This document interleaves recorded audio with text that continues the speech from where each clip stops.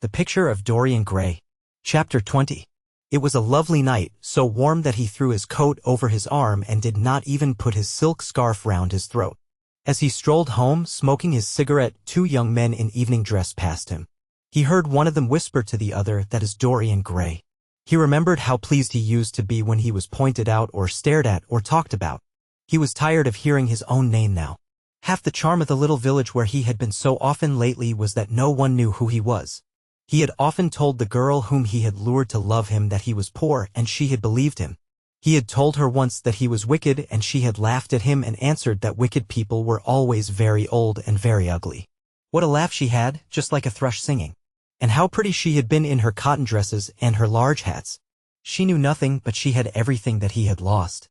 When he reached home, he found his servant waiting up for him. He sent him to bed and threw himself down on the sofa in the library and began to think over some of the things that Lord Henry had said to him. Was it really true that one could never change? He felt a wild longing for the unstained purity of his boyhood, his rose-white boyhood, as Lord Henry had once called it. He knew that he had tarnished himself, filled his mind with corruption, and given horror to his fancy, that he had been an evil influence to others and had experienced a terrible joy in being so, and that of the lives that had crossed his own. It had been the fairest and the most full of promise that he had brought to shame. But was it all irretrievable? Was there no hope for him? Ah!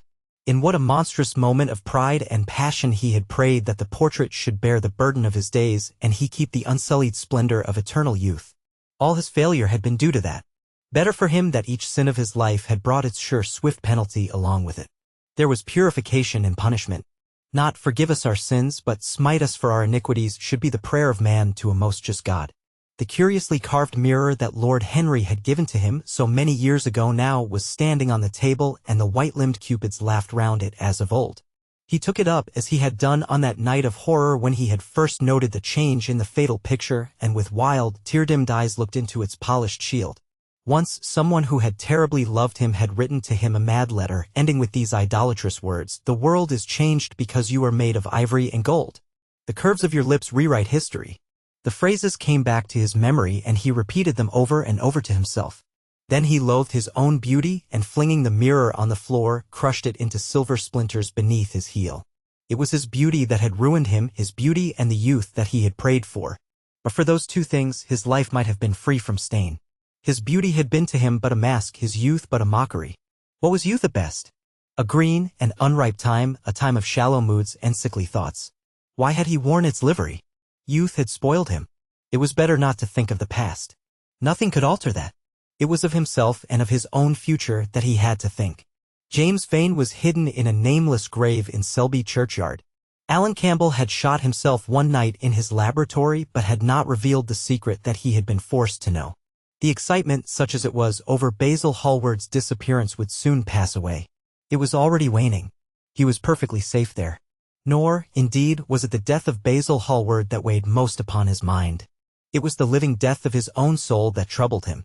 Basil had painted the portrait that had marred his life. He could not forgive him that. It was the portrait that had done everything. Basil had said things to him that were unbearable and that he had yet borne with patience.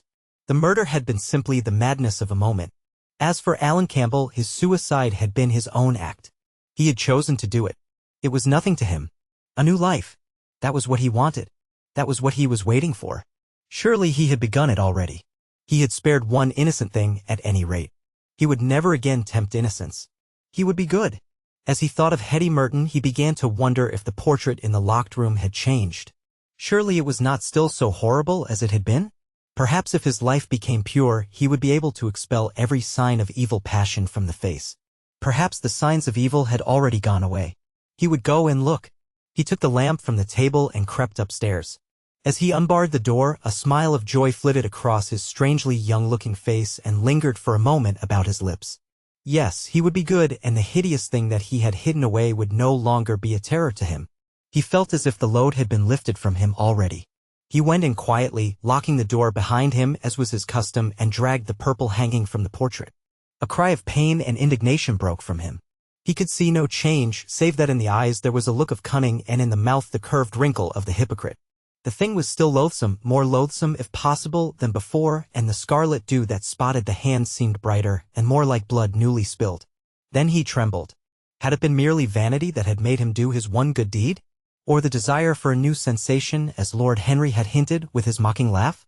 Or the passion to act a part that sometimes makes us do things finer than we are ourselves? Or, perhaps, all these? And why was the red stain larger than it had been? It seemed to have crept like a horrible disease over the wrinkled fingers. There was blood on the painted feet, as though the thing had dripped blood even on the hand that had not held the knife. Confess? Did it mean that he was to confess? To give himself up and be put to death? He laughed. He felt that the idea was monstrous. Besides, even if he did confess, who would believe him? There was no trace of the murdered man anywhere. Everything belonging to him had been destroyed. He himself had burned what had been below stairs. The world would simply say that he was mad. They would shut him up if he persisted in his story. Yet it was his duty to confess, to suffer public shame, and to make public atonement. There was a God who called upon men to tell their sins to earth as well as to heaven. Nothing that he could do would cleanse him till he had told his own sin. His sin? He shrugged his shoulders. The death of Basil Hallward seemed very little to him. He was thinking of Hetty Merton. For it was an unjust mirror, this mirror of his soul, that he was looking at. Vanity? Curiosity? Hypocrisy? Had there been nothing more in his renunciation than that? There had been something more. At least he thought so. But who could tell? No, there had been nothing more. Through vanity he had spared her. In hypocrisy he had worn the mask of goodness. For curiosity's sake he had tried the denial of self. He recognized that now. But this murder, was it to dog him all his life? Was he always to be burdened by his past? Was he really to confess? Never. There was only one bit of evidence left against him. The picture itself, that was evidence. He would destroy it. Why had he kept it so long? Once it had given him pleasure to watch it changing and growing old. Of late he had felt no such pleasure. It had kept him awake at night. When he had been away he had been filled with terror lest other eyes should look upon it. It had brought melancholy across his passions. Its mere memory had marred many moments of joy. It had been like conscience to him. Yes, it had been conscience. He would destroy it. He looked round and saw the knife that had stabbed Basil Hallward. He had cleaned it many times till there was no stain left upon it. It was bright and glistened. As it had killed the painter, so it would kill the painter's work and all that that meant. It would kill the past, and when that was dead, he would be free. It would kill this monstrous soul life, and without its hideous warnings, he would be at peace. He seized the thing and stabbed the picture with it. There was a cry heard and a crash. The cry was so horrible in its agony that the frightened servants woke and crept out of their rooms. Two gentlemen who were passing in the square below stopped and looked up at the great house. They walked until they met a policeman and brought him back. The man rang the bell several times, but there was no answer. Except for a light in one of the top windows, the house was all dark. After a time he went away and stood in an adjoining portico and watched. "Whose house is that, constable?" asked the elder of the two gentlemen. "Mr. Dorian Gray's, sir," answered the policeman. They looked at each other as they walked away and sneered. One of them was Sir Henry Ashton's uncle. Inside, in the servants' part of the house, the half-clad domestics were talking in low whispers to each other. Old Mrs. Leaf was crying and wringing her hands. Francis was as pale as death. After about a quarter of an hour, he got the coachman and one of the footmen and crept upstairs. They knocked, but there was no reply. They called out. Everything was still. Finally, after vainly trying to force the door, they got on the roof and dropped down onto the balcony. The windows yielded easily, their bolts were old.